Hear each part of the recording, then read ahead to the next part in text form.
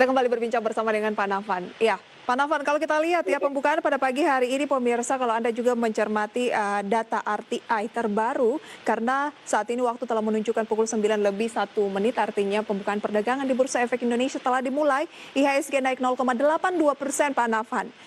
Oke, 49,5774. Nah, ini di baik. atas target dari Pak Nafan, resisten 5769 jangka pendek. Mhm. Nah, gimana nih? Tadi Pak Nafan bilang kemungkinan akan terbatas, tapi penguatannya 0,8% ini kan bukan terbatas ya, tapi cukup tinggi. Iya, cukup tinggi ya, walaupun masih belum mencapai 2% penguatan dibandingkan Betul. dengan hari kemarin yang lalu, begitu ya. Jadi dengan demikian kalau misalkan jika penutupan ini bisa terjadi ya begitu, maka dari itu sebenarnya level resistance yang akan diuji selanjutnya ya ini di level 5.875 seperti itu. Jadi ini kenaikannya bisa berlanjut ya begitu ya. Jadi dengan demikian ini pola yang terbentuk pada candlestick ya ini upward bar ya. Ini cukup menarik begitu ya daripada pergerakan IHSG Oke. untuk bulan Desember, karena ini sudah memasuki periode setup rally seperti itu. Baik, 5.875. 75. Ini target selanjutnya untuk indeks harga saham gabungan. Karena target pertama dari Pak Nafan tadi 5769 sudah tercapai pemirsa. Tapi tren sampai akhir tahun menurut Pak Nafan akan seperti apa? Ya sebenarnya kalau untuk bulan Desember ini saya lebih cenderung meyakini bahwasannya pergerakan IHSG akan lebih cenderung uptrend ya, lebih cenderung terapresiasi begitu ya. Karena kalau kita melihat dari secara historikalnya memang selalu pergerakan IHSG mengalami penguatan pada bulan Desember. Ya. Ini karena faktor daripada Santa Claus Rally, kemudian juga faktor lainnya yakni berkaitan dengan recovery perekonomian, bahkan juga data PMI manufacturing kita sudah menunjukkan tanda-tanda yang ekspansif di angka 50,6 begitu ya. Terus juga di sisi lain kita juga melihat daripada adanya stabilitas inflasi ini pun juga akan memberikan gambaran proyeksi yang kuat ya bagi BI agar saya bisa menurunkan lagi tingkat suku bunga acuan sebesar 25 basis point begitu, jadi 3,5%. Ada peluang gitu. Jadi ini tujuannya agar supaya bisa Indonesia bisa terhindar dari resesi berkelanjutan begitu Mbak Risa ke depan. Terus ini halo. Dari Bina Pak Nafan, akhir tahun target dari indeks harga saham gabungan di posisi berapa? Apakah tadi karena Anda katakan 5875 adalah target untuk jangka waktu dekat begitu? Ada peluang tidak ke 6.000 akhir tahun?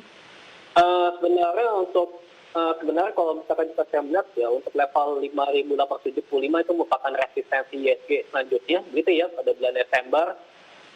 Kalaupun misalkan jika tercapai lebih cepat ya memang sebenarnya saya juga menetapkan target price 6.010 itu bisa di antara akhir tahun atau di awal tahun begitu ya. Tapi kalau hasil itu di awal tahun seperti itu, karena kalau kita melihat dari pergerakan IHSG ini so far masih menunjukkan uptrend yang berkesinambungan begitu ya.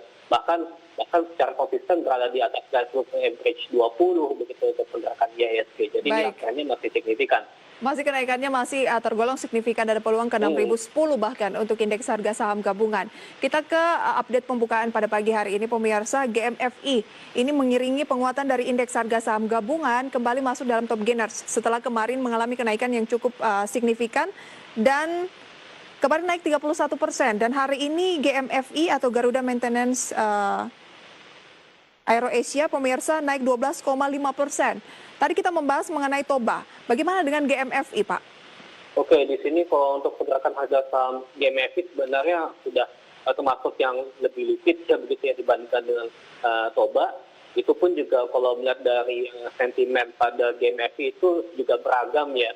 Misalkan karena sudah ada faktor recovery ekonomi juga membuat proses atau proyek daripada redelivery pesawat ya dalam hal tersebut juga mengalami peningkatan demand begitu ya. Berbagai dia juga masuki Natal maupun tahun baru ini akan terjadi musim holiday begitu ya. Ini potensial bagi industri aviasi agar saya bisa meningkatkan kapasitas maupun juga kapabilitas ya. Belum lagi juga mendapat GMF ini juga mendapatkan sentimen positif ya, misalkan dari adanya pembentukan holding BUMN di bidang pariwisata, dan Presiden Joko Widodo pun juga merestui daripada Kementerian BUMN untuk bentuk holding tersebut gitu ya, sehingga hal ini pun juga menjadikan katalis positif ya khususnya bagi peningkatan harga saham GMFI secara signifikan tentunya.